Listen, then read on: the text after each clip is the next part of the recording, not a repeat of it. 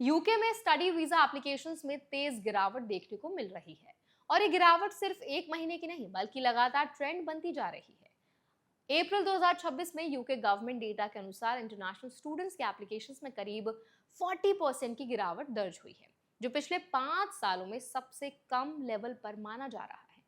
इस बदलाव ने यूके एजुकेशन सिस्टम, स्टूडेंट्स और यूनिवर्सिटीज तीनों के लिए एक नया प्रेशर क्रिएट कर दिया है।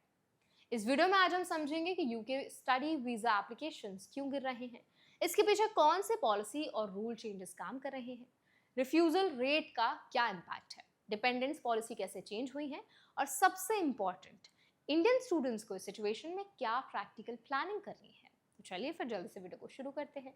हाय, मेरा नाम है वर्षा दुबे और आप मुझे देख रहे हैं एनबीटी टेक एड पर। सरकारी डेटा के मुताबिक अप्रैल 2026 में सिर्फ 8,900 इंटरनेशनल स्टूडेंट्स ने यूके स्टडी वीजा के लिए अप्लाई किया, जबकि पिछले साल यही संख्या 14,800 थी, यानी एक साल में करीब 40% की गिरावट। जनवरी से अप्रैल तक ओवरऑल एप्लीकेशंस भी 33% नीचे आ गए। ये डिक्लाइन सिर्फ एक महीने की बात नहीं है, बल्कि एक ब्रॉडर स्लो डाउन का संकेत है। यूके होम ऑफिस डेटा ये भी बताता है कि करंट एप्लीकेशंस का लेवल पिछले 5 सालों में सबसे कम है। 2024 के कंपैरिजन में भी ये 11% नीचे है, जब यूके में डिपेंडेंस बैन जैसी पॉलिसी चेंजेस लागू हुई थी। इसका मतलब ये है कि पॉलिसी टाइटनिंग का डायरेक्ट इम्पैक्ट स्टूडेंट इनफ्लो पर साफ दिखाई दे रहा है। सबसे बड़ा पॉलिसी फैक्टर डिपेंडेंस रूल में बदलाव है। पहले इंटरनेशनल स्टूडेंट्स अपने साथ फैमिली मेंबर्स को आसानी से लेकर जा सकते थे, लेकिन नए रूल के बाद जो डिपेंडेंस एप्लीकेशंस हैं उनमें 86% तक की गिरावट दर्ज हुई है। ये चेंज दिसंबर 2023 की कंपैरिजन में देखा गया है। इससे यूके को आने वाले स्किल्ड वर्कर्स और हेल्थ केयर रिलेटेड माइग्रेशन पर भी इनडायरेक्ट इम्पैक्ट पड़ा है। एक और इम्पॉर्टेंट फैक्टर ये है कि यूके में वीजा रिफ्यूजल रेट अब पहले से ज्यादा हो गया है।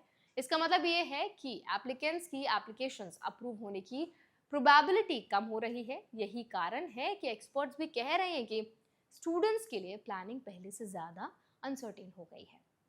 फाइनल डिसीजन डेट्स और वीज़ा अप्रूवल टाइमलाइंस को लेकर भी अनसर्टेनिटी बढ़ी है, क्योंकि होम ऑफिस आने वाले समय में Q1 वीज़ा डेटा जारी करने वाला है, जिसमें ये देखा जाएगा कि हाई रिफ्यूजल ट्रेंड कंटिन्यू होता है या फिर नहीं।